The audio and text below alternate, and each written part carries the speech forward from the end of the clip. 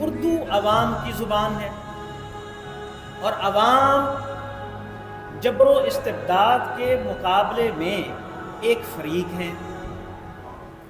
ملکی نظام اگر ایک بدن ہے تو قوت نافذہ اس کی روح ہے جس پر 78 برس سے جبر و استبداد قابض ہے۔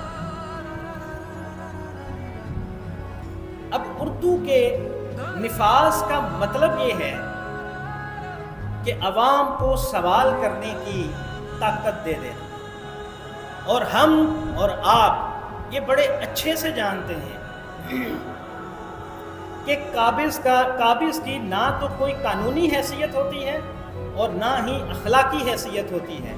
اس صورتحال میں سوال کی اجازت دے دینے کا مطلب یہ ہے کہ قابض کے وجود پر سوالیہ نشانات لگا دینا۔